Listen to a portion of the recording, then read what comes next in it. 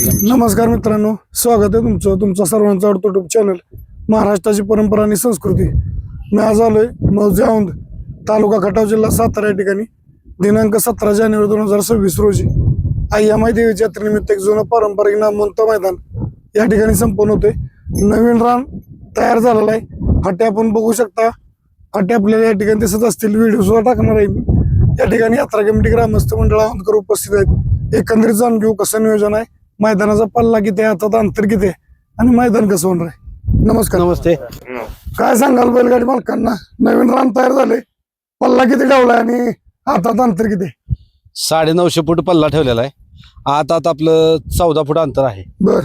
आणि नवीन बैलगाडी मालकांना एकच सांगू शकतो की दरवर्षी जी आपली पाटी असते जुनी, ते थोडंसं काय बैल मालकांचं म्हणणं होतं की रेवटा आहे, काय माणसांचं म्हणणं होतं रेवट्याचं रान चांगलं आहे. पण खोंडांच्या जी खोंड आहेत त्यांचं मालकांचं म्हणणं होतं की रान थोडंसं बदल करा. दोन्ही साईजची बैल होती, म्हणजे मोठी बैल होती आणि खोंड बी होती. त्यानुसार आम्ही थोडासा बदल करून हे रान निवडलं. एक 4-5 फाट्या बघितल्या, त्यात आम्हाला हे रान बरं योग्य वाटलं सगळ्याच्या दृष्टिकोनं. जेणेकरून ह्यात दगडधोंडा नाही, विहीरबार नाही, लाईटचे खांब नाहीत, पुढं थांबण्यासाठी काय अडचण नाही, अशा हिशोबाने हे रान पाहिलं आम्ही. नक्कीच मित्रांनो, फाटी सुसज्ज झालेली आहे. फाटीच म्हणाल तर आता अंतर म्हणजे 14-15 फूट. महत्वाचं पल्ला चांगला आहे आणि रान म्हणजे थांबायला अडचण नाही कसलीच. किती लांब बैल जर गेली, पुढे गाड्या गेल्या थांबायला, तरी धोकादायक असं विहीर, आड, खड्डा खुड्डा, लाईटचं खांब असलं काही नाही, माडा नाही. फाटी चांगली झाली. फक्त बैलगाडी मालकांना ते आपण लवकरात लवकर ऑनलाईन नोंद करून सहकार्य करा. पण आपली नोंदणी कधीपासून चालू झाली? कालपासून नोंदणी चालू आहे. साधारणतः किती गाड्यांची नोंद झाली आतापर्यंत? एक 80 गाडी नोंद झालेली आहे. 80. बरं. हे मैदान आपलं अखिल भारतीय बैलगाडी संघटने नियमानुसार आहे. संघटनेच्या नियमानुसार होणार. मैदान एक जुनं पारंपरिक आहे. रक्कम यावर्षी बक्षिसाची वाढवलेली आहे, 1,51,000 आहे. हो हो. गाडी कमी जास्त आली, रक्कम सगळी दिली जाणार. 1 रुपया कमी होणार नाही बक्षिसाचं दिलेलं. किती गाडी होती? किती गाडी कमी येऊ द्या, अगदी ही उद्या, किंवा आपण एखादा म्हणतो की 100-200 गाडी आली कमी आली म्हणून आपण अजिबात बक्षिसात काही कमी केलं जाणार नाही आणि अगदी उजेडात बक्षीस फायनल होणार. नक्कीच. म्हणजे पिढ्यानपिढ्या चालत आलेली औंधकरांची परंपरा आहे. यमाई मंदिर बघू शकता, तिकडे गेला. आता डोंगर लांब आहे, मंदिर इथून सुद्धा दिसतंय. पण वैशिष्ट्य देवीचं एवढं आहे, प्रत्येक वर्षी यात्रेला हे मैदान 100% होत असते आणि या मैदानात कसल्याच अडथळा होत नाही. गटापासून सेमी फायनल होईपर्यंत कुठलाही घातपात किंवा चुकीचं वर्तणूक मैदानात होत नाही. मैदान पारदर्शक होत असतं. त्या अनुषंगाने यंदाही त्याच जोमात पुन्हा एकदा औंधकरांनी मनावर घेतलं. बैलगाडी मालकांच्या ज्या समस्या होत्या, जे जुनं रान होतं, बरडा होता आणि रेवट्याच रान नसल्यामुळं बैलांना पळायला अडचणीत होती, त्या अनुषंगानं कमिटीनं नवीनच रान तयार केलेलं आहे. सुसज्ज फाटे. फक्त बैलगाडी मालकांना ते यात्रेचं मैदान आहे. लवकरात लवकर मोठ्या संख्येनं ऑनलाईन नोंद करून या यमाई केसरी मैदानात शोभा वाढवा. बैलगाडी मालकांना काय सांगाल अजून? अन्याय कुठल्या बैलगाडी मालका होणार नाही. बोला की. औंध हे ऐतिहासिक नगरी आहे. श्री यमाई देवी आणि औंध संस्थानचे अधिपती सन्माननीय गायत्री देवी पंत प्रतिनिधी राणेसाहेब औंध यांच्या मार्गदर्शनाखाली प्रत्येक वर्षी या पौष महिन्याच्या पौर्णिमेला औंधची यात्रा सुरू होती. या यात्रेनिमित्त प्रत्येक वर्षी औंधचे बैलगाडी शर्यत ही नामांकित मानली जाते. त्या शर्यतीमध्ये सर्वच बैलगाडी चालक मालकांनी सहभागी यापूर्वी नोंदवला होता आणि इथून पुढेही नोंदवावा. आत्ता आज जी फाटी आहे ही नवीन फाटी आहे. औंध ग्रामस्थांच्या वतीने ही तयार केलेली. पूर्वीची फाटी होती, त्या फाटीवरती जास्त रेवटा असल्या कारणानं अनेक बैलगाडी शर्यती चालक मालकांची एक समस्या होती. ती समस्या आम्ही ह्या ठिकाणी दूर केलेली आहे. आपण बघितलं ना, हे मैदान पाठीमागं बघा, आजूबाजूला बघा, पूर्ण खुलं मैदान आहे. त्या ठिकाणी कुठल्याही प्रकारचा अडथळा होणार नाही. बैलगाडी चालक मालकांना एक विनंती आहे की कुठल्याही प्रकारची अफवा आपल्या कानापर्यंत आली तर ती त्याला आपण मान्य करू नये. आपण प्रत्यक्ष येऊन हे मैदान बघावं आणि ह्या मैदानामध्ये आपण जास्तीत जास्त सहभाग नोंदवावा. कुठल्या प्रकारचा आपल्याला कुठलाही अडथळा किंवा कुठलीही गैरसोय होणार नाही. आपण बोलला की ह्या मैदानामध्ये गाड्या किती येतील, बक्षिसं कमी होतील का किंवा काय, तर ह्या मैदानामध्ये गाड्या जास्तीत जास्त येतील अशी आमची अपेक्षा आहे. गाडी कमी येणार नाही आणि बक्षिसामध्ये एकही रुपया कमी होणार नाही. बक्षीस जे जाहीर झालेलं आहे यात्रा कमिटीने जाहीर केलेलं आहे त्या बक्षिसाप्रमाणे बक्षीस दिलं जाईल.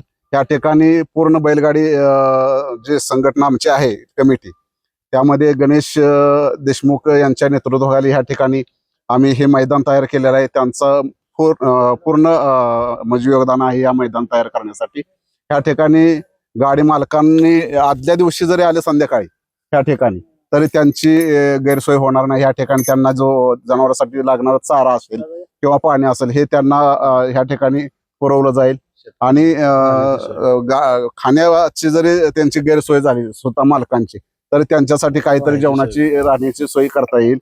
एवढं आम्ही ह्या आमच्या यात्रा कमिटीनं पूर्ण क्षमतेने ह्या ठिकाणी हे मैदान चांगलं आणि सुसज्ज असं हे सुंदर मैदानाला सुंदर अशी शोभा यावी ह्या दृष्टीने आम्ही प्रयत्न करत आहोत. ह्या ठिकाणी बैलगाडी चालक मालकांना सांगू इच्छितो की ह्या ठिकाणी कुठल्याही प्रकारचा गैरप्रकार होणार नाही. अखिल भारतीय बैलगाडी शर्यत संघटना आहे त्यांच्या मान्यतेनुसार आणि त्यांच्या नियमानुसार ह्या ठिकाणी बैलगाड्यांची शर्यत होणार आहे. आणि त्या प्रकारेच ह्या ठिकाणी जी कमिटीने जो जाहीर केलेला बक्षिसांचं जे काय आहे आणि नियम जे आहेत त्या नियमाप्रमाणे ह्या बैलगाडी शर्यत संपन्न होईल. नक्कीच. बरं आपल्या मैदानामध्ये काय ओळख वशिला पावणार त्या ठिकाणी कुठल्याही प्रकारचा आता कमिटीमध्ये आमच्या कमिटीमध्ये कोणाची बैलगाडी स्वतःची पळणारी नाही आणि त्यांच्या नावावरती सुद्धा ह्या ठिकाणी गाडी पळणार नाही. त्यामुळं येणारा पाहुणा आमचा रावळा कुणी आमचा हित नाही. कारण हा खेळ हा मैदानी खेळ आहे. ह्या ठिकाणी पारदर्शकता असणं गरजेचं आहे. ह्या ठिकाणी कुठल्या प्रकारचा वशिला किंवा पाहुणा रावळा कोण ओळखीचा मित्र अशा प्रकारचं कुणीही चालणार नाही. रितसर तुम्ही नोंद करायची, रितसर पळायचं आणि रितसर फायनल घेऊन जायचं हेच कमिटीचं पारदर्शकता ह्या ठिकाणी दिसून येईल. नक्कीच. बघा मित्रांनो यात्रेची मैदान का खेळावी तर त्याचं कारण हे असतं जसं दादांनी सांगितलं पारदर्शकता. पाहुणा नाही रावळा नाही आपला नाही तुपला नाही जवळचा लांबचा काय नाही. रितसर या रितसर पळा रितसर राहिला रितसर नंबर केला रितसर बक्षीस घेऊन जावं 1 रुपया कमी नाही. ही अशी यात्रेची पारंपरिक मैदान खेळणं काळाची गरज आहे. आणि असंच एक पारंपरिक जुनं मैदान येत्या 17 जानेवारीला संपन्न होतं या औंधपाटीवरती. नवीन रानाचं लोकेशन आपल्याला मी आज ग्रुपवरती टाकणारच आहे. फक्त माझी जाता विनंती लवकरात लवकर ऑनलाईन नोंद करून यात्रा कमिटी ग्रामस्थ मंडळ औंधकरांना सहकार्य करायचं. जाता काय सांगाल बैलगाडी मालकांना आपले लॉट कधी जाहीर होणार आणि काय सांगाल बैलगाडी मालकांना? बैलगाडी मालकांना एकच विनंती आहे की लवकरात लवकर नोंदी करून लॉट आम्ही 16 तारखेला संध्याकाळी पाडणार आहे. आणि सर्वांनी 6च्या आत बैलगाडी नोंद करून औंध यात्रा कमिटीला सहकार्य करावे. आणि आम्ही जास्तीत जास्त हे मैदान अतिशय सुंदर आणि अतिशय नियमानुसार करण्याचा प्रयत्न करणार आहे. तरी सर्वांनी औंध यात्रा कमिटीला सहकार्य करावे. बरं जाता काय सांगाल बक्षीस रूपरेषा आणि बाकी मैदान कसं होईल? मैदान हे बैलगाडी शर्यतीच्या नियमानुसार होणार आहे. आणि बक्षिसाची रूपरेषा अशी आहे. प्रथम क्रमांक 1,51,000, द्वितीय क्रमांक 1,00,000 रुपये, तृतीय क्रमांक 75,000, 4 नंबरला 50,000, 5 नंबरला 35,000, 6 नंबरला 25,000, 7 नंबरला 15,000 आणि 8 नंबरला 11,000 असे बक्षीस वितरण होणार आहे. आणि बैलगाडी कमी ज्यादा जरी आली तरी यात्रा कमिटीने 1ही रुपया बैलगाडी प्रेमींना आणि बैलगाडी मालकांना 1ही रुपया कमी दिला जाणार नाही याची यात्रा कमिटीनं दक्षता घेतलेली आहे. नक्कीच. माझी सर्व बैलगाडी मालकांना जाता विनंती आहे येत्या आणि बोला की आणि 17 तारखेला सकाळी पहिला फेरा 9 वाजता सोडला जाईल. नक्कीच. मित्रांनो जुनं पारंपरिक मैदान आहे. मैदानाची ऑनलाईन नोंद सुरू आहे. 16 तारखेला या ठिकाणी रात्री लाईव्ह लॉट जाहीर केले जाणार आहेत. बैलगाडी मालकांना विनंती आहे आपण लवकरात लवकर औंध ओपन मैदानाची ऑनलाईन नोंद करून सहकार्य करा. 16 तारखेला 8 वाजता या ठिकाणी लाईव्ह लॉट सुरू होतील. कारण 16 तारखेला कुस्त्या आहेत. कुस्त्या झाल्या की साधारणतः 8 ते 8:30 पर्यंत लाईव्ह लॉट चालू होतील. त्यामुळं लवकरात लवकर नोंद करा. यात्रेचं पारंपरिक मैदान आहे.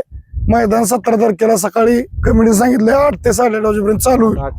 फक्त वेळेत या ऑनलाईन नोंद करा आणि सहकार्य करा. आणि बाकीचे नियमावली आपल्याला या ठिकाणी मैदानामध्ये सकाळी जाहीर केलं जाईल. एवढं बोलताना थांबतो. धन्यवाद. जय हिंद, जय महाराष्ट्र, जय जिजाऊ, जय शिवराय. बाळूमामांच्या नावानं या माईच्या नावानं